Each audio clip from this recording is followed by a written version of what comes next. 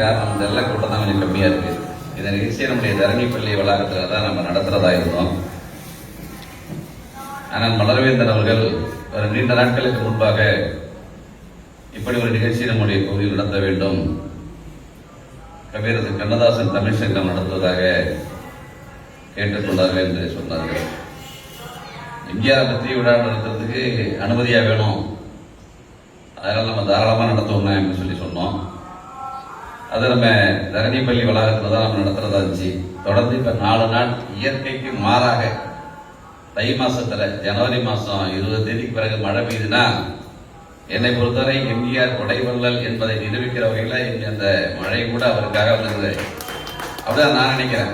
பொங்கலப்பெல்லாம் கூட மழை பெய்ஞ்சிருக்கிறது 5 ஆண்டுகளுக்கு முன்பு, 10 ஆண்டுகளுக்கு முன்பு. ஆனா ஜனவரி 24, 25 தேதியில மழை பெய்ஞ்சிருக்கா அப்படின்னு சொன்னா சரி, அந்த எம்ஜிஆர் கொடுத்த அந்த கருணை வள்ளல்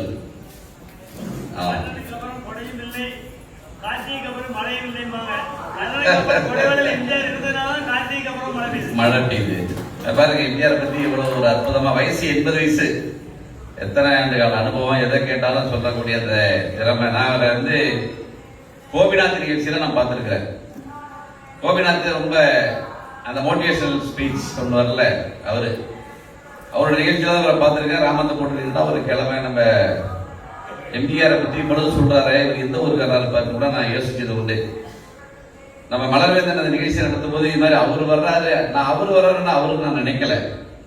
பட் இதுல வந்து அவரோட போட்டோவை பார்த்தது பிறகு, இந்த ராமத்தை பார்த்தது பிறகு, ஆஹா இவர் தானே நம்ம மிஸ் பண்ணக்கூடாது அப்படின்னு சொல்லி தான் நம்ம இந்த நிகழ்ச்சியை சரி அற்புதமா நடத்துனேன். அது 10 பேர் கேட்டாலும் 1000 பேருக்கு சமம். எம்ஜிஆர் புரட்சி தலைவர் எம்ஜிஆர் ஒருத்தர் இருந்ததுனால தமிழ்நாடு எந்த அளவிற்கு தமிழக மக்கள் அவர் இன்னைக்கும் தெய்வமா, புரட்சி தலைவர் எம்ஜிஆர் இன்னைக்கும் தெய்வமா வணங்குறாங்க. அது வந்து ஒரு சாகா வரம். எம்ஜிஆர் ஒரு சகாப்தம் இல்லை, சாகா வரம். இந்த உலகம் இருக்கிற வரை புரட்சி தலைவர் எம்ஜிஆரது நினைவுலைகள் ஏழைகளின் நெஞ்சங்களில் தொடர்ந்து இது போன்ற நிகழ்ச்சிகள் நடத்துவதன் மூலம் மாத்திரமல்ல, கடைசி வரை இந்த மண் இருக்கிறவரை, இந்த நிலம் இருக்கிறவரை, இந்த நீர் இருக்கிறவரை, இந்த காற்று இருக்கிறவரை எம்ஜிஆர் என்ற சகாப்தம் இருக்கும். உலக அழிஞ்சதான் எம்ஜிஆர் பேரழியும். இந்த உலகம் மீண்டும் ஒரு ஜெனரேஷன் வந்தா மட்டும்தான், அந்த ஜெனரேஷன் தெரியுதோ தெரியலையோ, புதுசா நம்ம குறைகளிலிருந்து மனிதன் வர்ற மாதிரி இந்த உலகம் அழிஞ்சு அதுக்கு பிறகு வேணா தெரியாம இந்த உலகம் இருக்கிறவரை புரட்சி தலைவர் எம்ஜிஆர் இருப்பார். நம்ம ஸ்கூல்ல தான் நம்ம ஏற்பாடு பண்ணோம். மழையின் காரணமாக இன்னைக்கு காலையில நம்ம மலர்ந்த மழை பெஞ்சிட்டு இருக்கு, நம்ம பக்கத்துல இருக்க ஏகேஎஸ் மண்டபத்தை கேட்போம் அப்படின்னு சொல்லி சொன்னா சரி கேளுங்க மாட்டோம்னு சொன்னாங்க. அங்க இப்ப சாயந்தரம் ஒரு நிகழ்ச்சி நடக்குது வேண்டாம், நானே வண்டி எடுத்து வந்து பார்த்தேன். பக்கத்துல இருக்கிற அபிராமி மண்டபத்துல இது மாதிரி ஸ்ட்ரைட்டான அந்த ஹால் இல்லை, இடையில பில்லர் தான் இருந்துச்சு. சரி எம்ஜிஆருக்கு விழா நடத்துறோம், இடையில குறுக்க பில்லர்லாம் இருக்கக்கூடாது, அது நேராக தான் இருக்கணும் அப்படின்னு நான் மனசுல நினைச்சுக்கிட்டு இந்த மண்டபத்தை கேஜி மண்டபத்தை உடனே போன் பண்ணி இந்த நம்பரை கேட்டேன். திரு ராசப்பிரிட்ட கேட்டேன். அவர் உடனே போன் பண்ணி திரும்ப எடுத்துக்கன்னு சொல்லி சொல்லிட்டாங்க. காலையில நம்ம கார்த்தியும் நம்ம கந்தசாமி இந்த நிகழ்ச்சி ஏற்பாடு பண்ணியிருக்கிறாங்க. அப்படியே இந்த நிகழ்ச்சியை இங்க நடத்த வேண்டும் என்று எண்ணம் ஏற்பட்ட நம்முடைய காவேரி மைந்தன் அவர்களுக்கு உள்ளபடியே நான் மன்னார்குடி மக்கள் சார்பாக இங்க வந்திருக்கிற அத்தனை பேர் சார்பாக உங்களை நான் வாழ்த்துவதற்கு, பாராட்டுவதற்கு கடமைப்பட்டிருக்கேன். ஒரு நல்ல நிகழ்ச்சி. இது மாதிரிலாம் இப்படி ஒரு நிகழ்ச்சி நடத்த முடியுமா அப்படின்னா கிடையாது.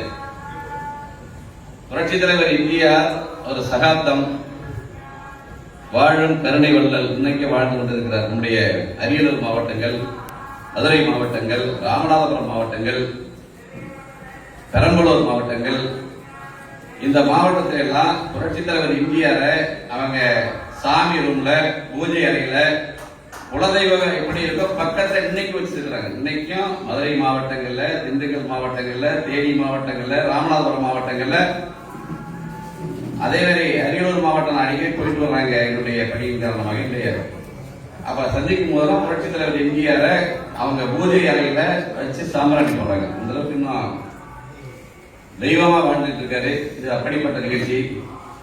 ஆனா மலர்வேந்தன் புரட்சி தலைவர் எம்ஜிஆர் இப்ப நம்ம ஐயா பாடுறாங்க பார்த்தீங்களா, எல்லாரும் கேட்டாங்க பார்த்தீங்களா, இதுல ஒரு 90% அவருக்கு தெரியும். எனக்கு தெரிஞ்சு எம்ஜிஆர் பாடல்களை கண்ணதாசன் எழுதிய பாடலாக இருந்தாலும் சரி, வாலி எழுதிய பாடலாக இருந்தாலும் சரி, பட்டுக்கோட்டை கல்யாணசுந்தரம் எழுதிய பாடல்களாக இருந்தாலும் சரி, அவருக்கு ஒரு 90% வேணா இப்ப நம்ம ஐயா மாதிரி இந்த படத்தோட ஆண்டு தெரியாது, கதாநாயகி யாரு தெரியாது, வில்லன் யாருன்னு தெரியாத ஒழிய மற்றபடி ஒரு 90% அதை பற்றி நன்கு பேசக்கூடிய, பாடக்கூடிய. நேற்று கூட நம்ம தனிக்கோட்டையில் ஒரு நிகழ்ச்சிக்கு போயிருந்தோம், ஒரு படத்திறப்பு நிகழ்ச்சி.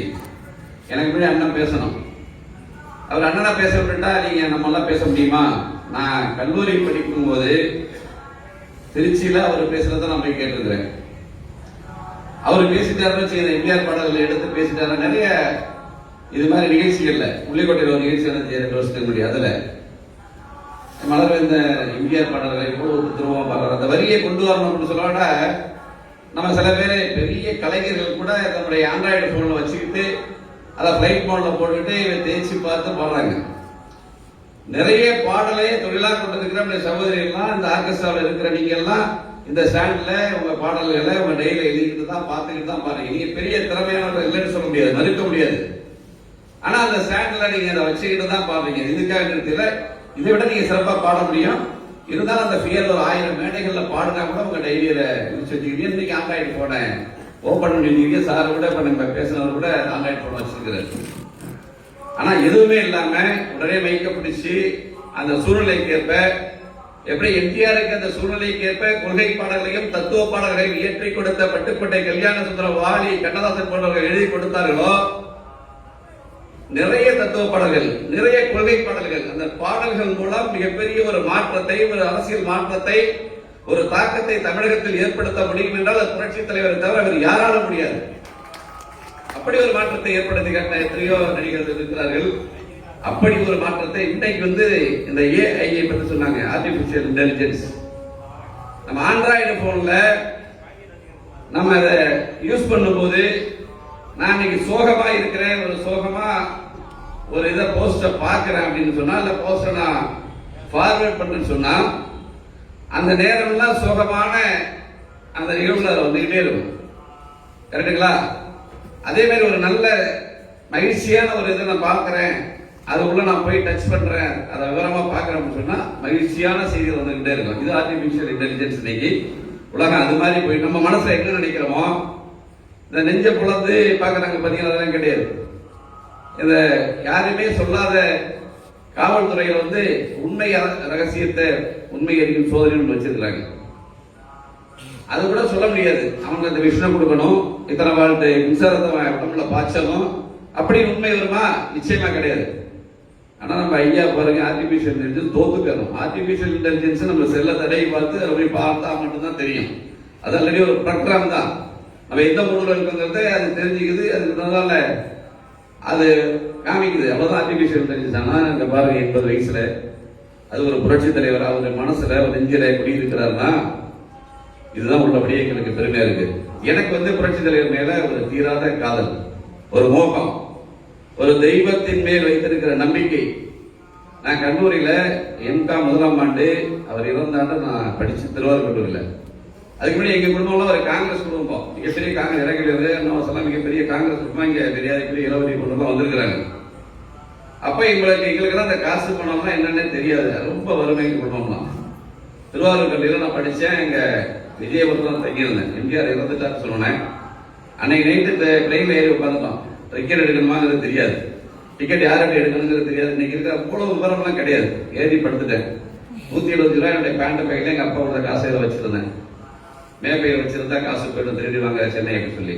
உங்களுக்கு தெரியும், இதுவரை வரலாற்றுல புரட்சி தலைவர் எம்ஜிஆருக்கு அந்த இறுதி ஊர்வலம் நடைபெற்ற அந்த நிகழ்வுகள் போன்று இதுவரை யாருக்கும் நடந்தது கிடையாது, இனி நடக்க போவதும் கிடையாது. அப்படி ஒரு தலைவர் தான் புரட்சி தலைவர் எம்ஜிஆர். அங்க நம்ம மெரினா பீச்சில் போயிட்டோம், மிகப்பெரிய கூட்டம். பையில இருந்து அங்க பிக் பேக்கெட் அடிச்சிட்டாங்க. அந்த காலம் எவ்வளவு பெரிய பிக் பேக்கெட் தெரியும். ஆகா, 170 ரூபா அன்னைக்கு அவ கண்ணீர் விட்டேன். இன்னைக்கு 17 கோடி இல்ல 20 கோடி கூட நான் செலவு பண்ணிட்டு சர்வசாதாரணமா எடுத்துட்டு போற டேக்கு வீசினேன். ஆனா அன்னைக்கு 170 ரூபா பணம் போயிட்டு அழுதுகிட்டேன். சரி, சாப்பிட பரவாயில்ல. மீனா மறுநாள் நைட்டு வர ட்ரெயின்ல ஏறி படுத்துக்கிட்டு திருவாரூர்ல எங்க அப்பா அம்மாவுக்கு அதிகம் போன்லாம் கிடையாது, லேண்ட்லைன் கூட கிடையாது. பாலாயிரம் லேண்ட்லைன் 654260 நம்பர், அதுல நம்ம பதிவு பண்ணி தான் திருவாரூர் பேசணும். அதுக்கு பேர் காசு கொண்டு வர சொல்லிதான். அந்த அளவுக்கு வெறியோட புரட்சி தலைவர் எம்ஜிஆர் மேல சிறு வயசுலேயே நான் ஈடுபட்டிருக்கிறேன்னு சொன்னா, ஒரு காங்கிரஸ் குடும்பத்தில் இருந்து புரட்சி தலைவர் எம்ஜிஆர் அவர்களால் ஈர்க்கப்பட்ட லட்சம் கோடிக்கணக்கான தமிழக மக்களின் நெஞ்சங்களில் விட்டிருக்கிற, தெய்வமாக நினைத்துக் கொண்டிருக்கிற அவர்வால் நான் ஈடுபட்டேன் என்று சொன்னால் உள்ளபடி இன்னைக்கு எனக்கு பெரிய மகிழ்ச்சியா இருக்கு. சரி, எம்ஜிஆருக்காக எதை வேணாலும் இழக்கலாம். இன்னைக்கு அரசியலுக்காக எதை வேணாலும் இழக்கக்கூடிய இந்த காலகட்டத்தில் புரட்சி தலைவர் எம்ஜிஆருக்காக 125 ரூபா தானே காணா போடுச்சு, 2 நாள் தானே போடுச்சு அப்படின்னு எனக்கு இன்னைக்கு உள்ளபடியே மகிழ்ச்சியா இருக்கு. அவருக்காக போடும், அவருக்காக இழந்து எதுவானாலும் பரவாயில்ல அப்படின்னு சொல்லி அப்படிப்பட்ட புரட்சி தலைவர் எம்ஜிஆருக்கு தான் இன்னைக்கு எம்ஜிஆர் ஒரு சகாப்தம்னு ஒரு நிகழ்ச்சி நடத்துறோம். உள்ளபடியே பெருமையா இருக்கு. அந்த மலர்கந்தன் வரவேற்பு சொல்லிட்டாருன்னா 2 வார்த்தையில வரவேற்பு சொல்லிட்டு போயிருப்பாரு. இப்ப என்ன பேச சொல்லிட்டு நீங்க அவரை பேச முடியாது.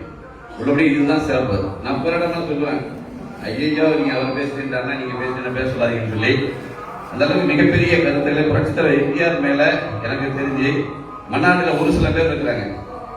ஆனா அளவுக்கு தெரிஞ்ச மணிமாறன் ஒருத்தர் சொல்லுவாரு, எந்த படத்தை கேட்டாலும் சொல்லுவாரு, எந்த பாடலை கேட்டாலும் சொல்லுவாரு. அதே மாதிரி அடுத்து எனக்கு தெரிஞ்ச மலர் வேண்டும். எனக்கு எல்லா வகையிலும் அரசியலுக்கு அப்பாற்பட்டு குடும்ப ரீதியாக உறவு ரீதியாக எனக்கு ஒரு வலது கை மாதிரி நான் மலர்ந்து நான் நம்பியிருப்பேன். சொல்லுவாங்க ஏதாவது அந்த அளவுக்கு ஒரு உண்மை, ஒரு நேர்மை, ஒரு பாசம், அந்த உரிமை, இதற்கு எல்லாம் மேலாக அந்த உரிமை இந்த அளவுக்கு நாங்கள் அவர்கிட்ட சிறப்பாக நடத்தணும்னு சொல்லி உங்கள்கிட்ட நான் ரெக்வஸ்ட் பண்ணி எதுக்கு கொஞ்சம் குறைவாக தான் போயிடுச்சு. இருந்தாலும் இன்னொரு நாள், அதாவது அடுத்தடுத்த ஆண்டுகளை மிகப்பெரிய ஒரு கூட்டத்தை 2000 பேருக்கு மேற்பட்டு 4000 பேருக்கு மேற்பட்டு நீங்க சொன்னீங்கல்ல சார், பேசும்போது சொன்னாரு ஒரு அரங்கத்துல 2000 பேர் என்று சொல்லி எங்களுக்கு உள்ளபடியே அது சங்கடம் தாங்க. எங்களுக்கு ஒரு கில்ட்டி தான் இல்லை, இல்லைன்னு சொல்லலை. அது மாதிரி ஒரு நிகழ்ச்சியை நம்ம நடத்துறவங்க அத்தனை பேரை கூப்பிடுறோம். எம்ஜிஆர் சகாப்தங்கிறத இப்ப 109வது பிறந்த நாள் தான். அடுத்து 110 111 ஒரு மிகப்பெரிய நிகழ்ச்சியை எங்க பள்ளியில இருந்து 3000 பேர் படிக்கிறாங்க. ஒரு 6000 பேரண்ட் வருவாங்க. 3000 2 6000 பேரண்ட் வருவாங்க. அது மாதிரி அரசியலுக்கு அப்பாற்பட்ட நிகழ்ச்சி நம்ம நடத்துவோம். மத்தியானம் வரைக்கும் 2 பேர் வந்துங்க, நாங்க கட்சி சம்பந்தப்பட்ட வேஷ்டியை கட்டியிருந்தோம். ஒரு உறுதி எடுத்தோம், இந்த நிகழ்ச்சியை அரசியலுக்கு அப்பாற்பட்டு நடத்தணும். அண்ணா ராஜா உட்காரு வேற நிகழ்ச்சி உட்காருவாரா, சரி எஸ்கே மலர்லாம் அரசியலுக்கு அப்பாற்பட்டு நடத்துவாங்க அப்படின்னு சொல்லி இன்னைக்கு மத்தியானம் அவர் அங்கே வீட்டில் வேட்டியை கட்டுறாரு, கரையில்லாத வேட்டி. நான் காலையில கட்டி இந்த வேஷ்டியை கட்டி போட்டு நான் கரையில்லாத வேஷ்டியை கட்டி வர்றேன். இந்த அளவுக்கு இருக்கிற மக்களுக்கு அரசியலுக்கு அப்பாற்பட்ட நிகழ்ச்சி நடத்துற ஒருத்தர் கூட அரசியல கொண்டு போயிட்டாங்களே, ராஜா நினைச்ச கூடாது, மரியாதைக்குரிய இளவரி அவர் எங்க ஊருக்காரர் நினைச்ச கூடாது அப்படிங்கிறதுக்காக இந்த வேஷ்டியெல்லாம் கழட்டி போட்டுட்டு தியாகம் பண்றோம். தூக்கி எறியல, எம்ஜிஆருக்காக தூக்கி எறியல, வேற எதுக்காக கலட்ட முடியும் அந்த விஷயங்களை. நாங்க கலட்டின வேஷ்டிய புரட்சி தலைவர் எம்ஜிஆருக்காக சாக்ரிஃபைஸ் பண்ணிக்கிட்டு எங்க மனசு அரசியலுக்கு அப்பாற்பட்டு நடத்துறது வந்தோம். உள்ளபடி இதை விட பல மடங்கு பெரிய நிகழ்ச்சியா உங்களுக்கு ஏற்பாடு நடத்தி கொடுக்கறங்கிற உத்தரவாதத்தை இந்த நேரத்தில் சொல்லி, எம்ஜிஆர் நானே எங்க வீட்டுல எங்க சாமியார் வச்சிருக்கிறோம். அவரையும் பார்த்து கும்பிடுறோம். அவரை போல நம்ம நல்லா இருக்கணும். அவரை போல வளரனா முதலமைச்சராக இருந்து லட்சக்கணக்கான கோடிக்கணக்கான ரூபாய்களை தமிழக மக்களுக்கு இலவச சத்துணவு திட்டம், பல்வேறு திட்டங்களை கொண்டு வந்த புரட்சி தலைவர் எம்ஜிஆர். அவரை மாதிரி நம்ப முடியாது. நம்மளால முடியும் முயற்சிகளை, நம்மால் ஆன உதவிகளை ஒரு நேர்மையான பாதையில் புரட்சி தலைவர் எம்ஜிஆரை போல ஒரு நேர்மையான பாதையில் யாரும் தவறு செய்கிறார் என்று விரல் வைத்து சொல்லக்கூடாத அந்த நடவடிக்கையில் உறுதியாக இருக்கிறோம். நாங்களும் புரட்சி தலைவர் எம்ஜிஆர் வாழணும்னு ஆசைப்படுறோம். இறைவன் எம்ஜிஆர் எங்களுக்கு அனுபவிவார் நம்ம நம்புறோம். நாங்கள் தப்பு செஞ்சிடக்கூடாது, நேர்மையான பாதையில் செல்ல வேண்டும் என்கிற அந்த பாக்கியத்தை எம்ஜிஆர் எங்களுக்கு வழங்க வேண்டும் என்று கேட்டு உங்கள் அனைவருக்கும் நெஞ்சார்ந்த வாழ்த்துக்களையும் வேண்டாம். அரசியலே ஒரு சாக்கடை டாக்டருங்க, அதை நாங்கள் போனதே தவறு நினைச்சுட்டு வேண்டாம். முதலமைச்சர் ஆசைப்படக்கூடாது. என்ன முடியுமோ அதை மட்டும் ஆசைப்படணும், என்ன நடக்க வேண்டுமோ அதை மட்டும் ஆசைப்படணும். முடியாததுக்கு ஆசைப்படவே கூடாது என்னுடைய குறிக்கொள்வது. உங்களுடைய வந்திருக்கிற அத்தனை பேருக்கும் நெஞ்சார்ந்த வாழ்த்துக்களையும் பாராட்டுகளையும் சொல்லி மிக அற்புதமான நிகழ்ச்சி நடத்தி கொண்டிருக்க உங்களுக்கு எங்களது நெஞ்சார்ந்த நன்றியினையும் பாராட்டுகளையும் சொல்லி விடைபெறுகிறோம். நன்றி, வணக்கம்.